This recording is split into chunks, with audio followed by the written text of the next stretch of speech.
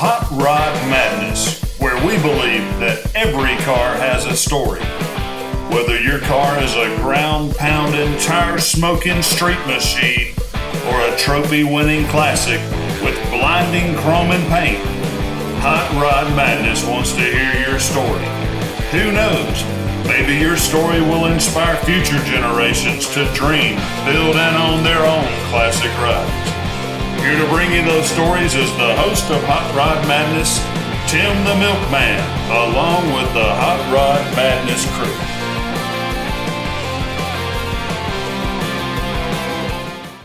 Hi, welcome back to Hot Rod Madness. This week, we're out at the Atlanta Dragway, Commerce, Georgia, for the Nostalgia Drags.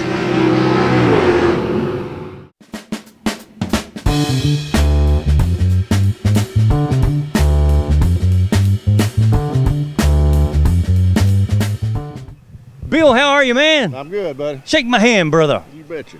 Crazy. What is this, a Willis? It's a 41 Willis. Yeah, all right. Yeah, I watched you make a pass earlier too, man, along with a bunch of others. There man. you go, that man. Thing is Get cool, down. buddy.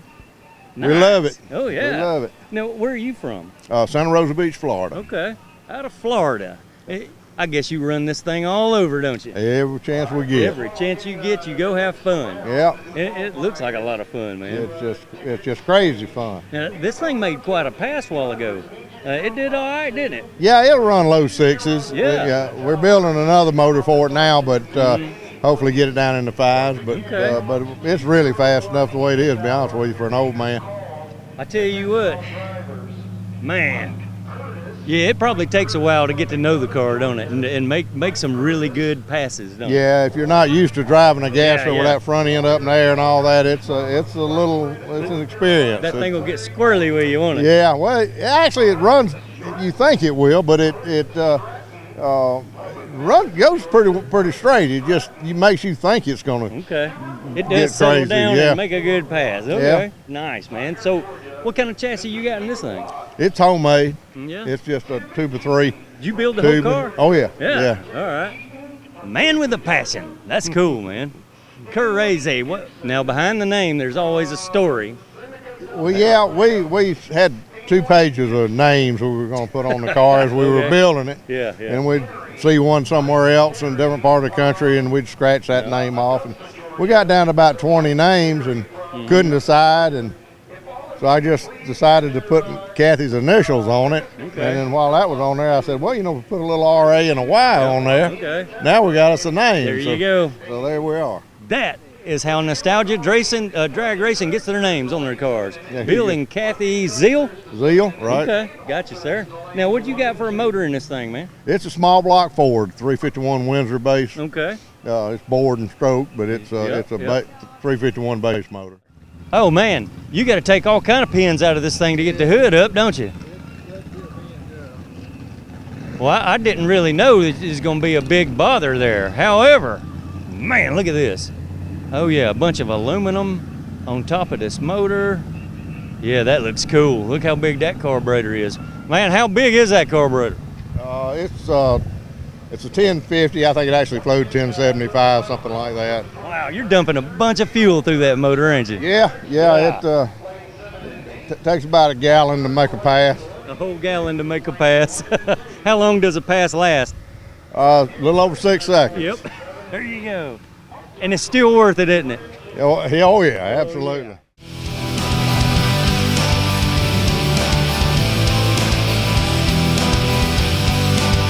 Danny, how are you, man? Fine, you? All right, dude. What a show, right? It's great. And a Loved beautiful day for a car show. it. Got that right. Couldn't ask no better. At the Nostalgia Drags. Oh, yeah. Dude, you ever make a pass in your Camaro? No. No. Now, why wouldn't you race the Camaro? It belonged to my father-in-law. It's Yeah. all original matching numbers. Still got the original tires on it, everything. And we kept it. And he's been in the family since he knew. Special order edition. He passed away, and before he did, he asked us. He left it to me and my wife and asked us if we would not to never change nothing, keep it like it is. Wow. And I promised him I would, and I'll always do that from now on. There you go, man. And you can't go wrong by keeping the old 69 Camaro all original. Correct. And you're saying You're telling me that's the original factory tires? Yes, sir. Really? Yes, sir. Dude, from 69? Yes, sir. Man. We preserve them by setting it up when it's not being showed. Sets on jack stands. We take all the air out of the tires and everything. During the winter when we're working on them or cleaning them, we take and drain the gas down. We keep everything just a minimum on it. Wow, how about that? This car's never been painted? Paint job was done a little over 20 years ago. Okay. But other than that, everything else has not been touched. Correct matching number car. From front to back.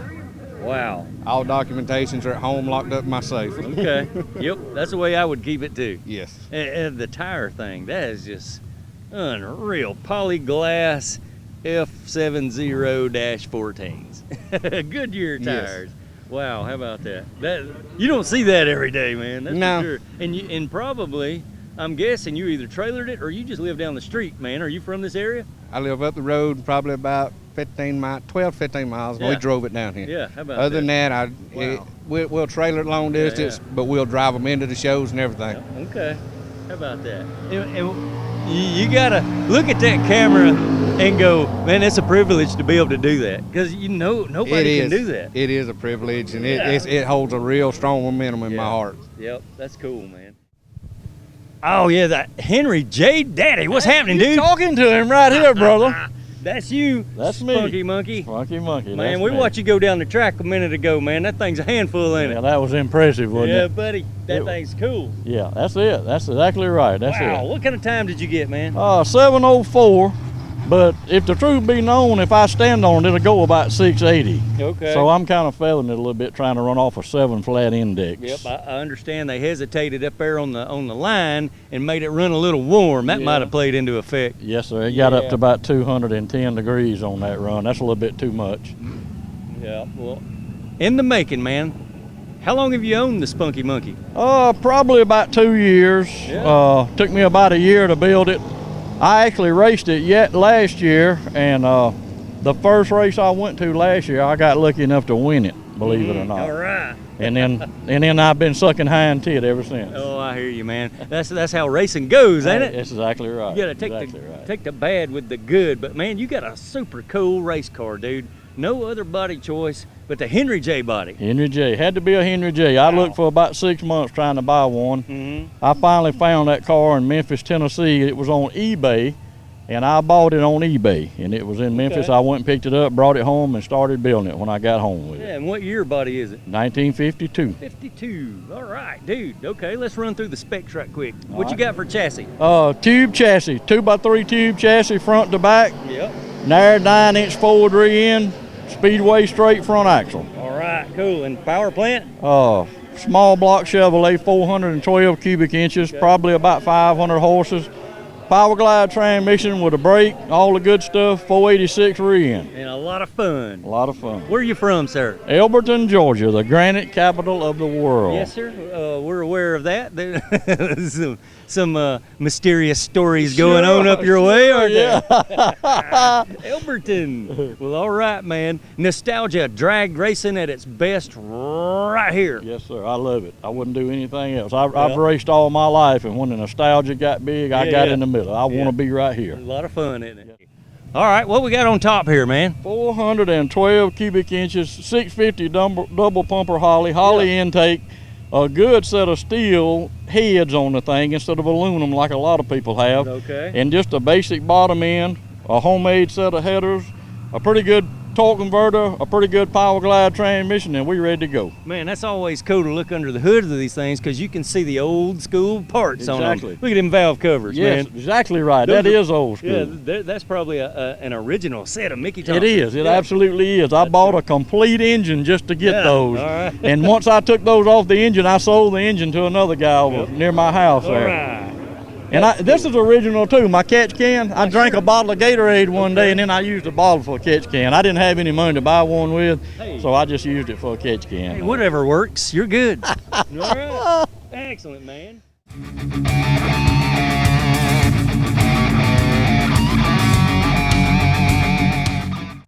How you doing, sir? How you doing? Sean Thomas. All right, Sean. The purple van, man. Crazy van. Crazy van. Yeah. All right, straight out of the '70s, man. I was raised in the 70s, and at one time I was cruising around in some really cool vans, but you don't see them anymore. I mean, maybe you're gonna bring it back, you know, with this thing. What year is this? It's a 76. Okay, 76 Dodge van, and this thing is so cool. Because I just remember, you know, what it was like back in the day, cruising around in these things. You pile all your buddies and your girlfriend in there, whatever, and go cruising around in a van. Well, the vans are a lot more fun. You can get all your buddies and whatever, you know. Oh, yeah. Everybody can pile in and have a good time in them. And they never did really leave. Just people just pushed them off. And I think too many people throw them away is what I think. Well, yeah, maybe but, so.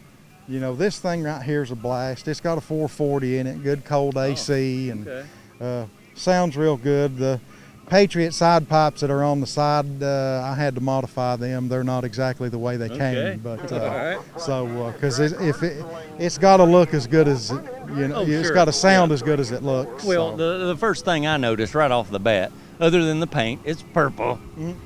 You put the right size wheels and tires on it from the 70s. That just makes the whole van pop when you do that. Yeah. Because you got a little bit wider tire in the rear, and it just changes the whole look of it. Well, I like the 70s stuff, and I believe in letting it all hang out. All right. Don't try to be a sleeper. Let people know what you've got. You know, that's the way I am. Oh, I got a question about the badge on the side. Come here, check this out. Other than you got it labeled Crazy Van, and then you got the Street Van badge on it. Well, that's an Mopar option, Dodge option back in the 70s. Yeah, okay. And really, it's just got the emblem that I put on it. This ain't a real true street van. You know, the Dodge guys would be real quick on that. But the street van, that badge is Mopar. That was an option that they had in the 70s because the vans really took off. You know, they were so big in the 70s. Oh, yeah. The Mopar magazine done a thing here a few months back on the Norm. You've heard of the Norm guy that did the Mopars. He's had a bunch of race cars. Anyway, he would have went out of business, but the vans kept him in business. And they did an article on the van that he had that Dodge gave him. Yeah. And it's still, the guy he sold it, but it stayed just like it was from the 70s. Okay. And the guy kept it all them years, but the Mopar magazine. But, and you know, vans were famous for their paint and their interior. I mean, you got some really cool stuff on the interior, man. You're going to have everybody trying to get in it. What you got in yours, man? Pop one of those doors and let's check it out. Okay. Because, you know, usually they got something wild and crazy on the inside. Here we go. Purple angel hair. Okay. How bright and colorful. That's quite shaggy, man. All right. I found this material on the internet. Yeah. And of course, I'm really not an interior guy. I'm more of a grease man than I am anything. But I never have done no van interior, and this was my first attempt, and I don't think it turned out too bad. No, that's all right, man. That's cool. It's nicely done cruiser, sir. Yeah, and it's got to work an 8-track too. Oh, cool. Yeah, you got to have an 8-track tape player, man. Yeah, nowadays, kids be looking at that going, what is that? It's a full-size mattress in the back, 8-inch memory foam. Yeah. We took it to the beach a couple weeks ago and stayed on the beach with it. And, man, get some sand in that angel hair. Yeah, well, air hose will blow it right out though, so it ain't too bad. All right. You got to go enjoy it, man. Oh, yeah. That's what it's about. Well, all right, dude. Brad, how are you, sir? Tired. How are you? Tired, yeah. Yes. It takes quite an effort to run the Gear Jam here at the Atlanta Dragway. Brad, you head up this event. How many years have you been doing this? This is our 5th year. 5th year. Yeah. Okay. We did 2 one-day shows, and we did a 2-day show and got rained out, and it killed me. We rebuilt it last year as a one-day show, and this year we're doing a 2-day show in the spring, and then we're doing a 2-day show in the fall as well in October. Cool, man. You have quite a following with these nostalgia drag people, man. We met some very interesting people in the pits back there. Got some really cool interviews, man. I'm loving Gear Jam. And now, do you only run this race here, or do you travel and run Gear Jam elsewhere? We do it just here, like I said, the spring and the fall race. But I do have my long-term plan is to do a traveling series. So. That's what I was getting at. Yeah. All right, man. There's going to be more Gear Jam for Nothing better than to have a series going through the Southeast with 5 or 6 or 7 races. Yeah, that would be something that Hot Rod Madness might be interested in following, because I know our viewers would love to see it, man. There's just something about the nostalgia drags that is probably not going to go away, man. I don't think so. It's been around long enough that whole magazines have sprung up over it in the last 5 years. When every other magazine genre is dying, the nostalgia drags and nostalgia, the true roots of hot rodding, those magazines are popping up and thriving. Yes, sir. Now, what inspired you to start doing this? I mean, you got your own gasser, you got your own drag car. What do you do, man? I worked for car magazines for 25 years, and a lot of muscle car stuff and a lot of hot rod stuff, and I always gravitated towards the nostalgia stuff. And it's just, it's either do this or have a real job, so I figured a way to make this work. Nobody wants a real job, Brad. No.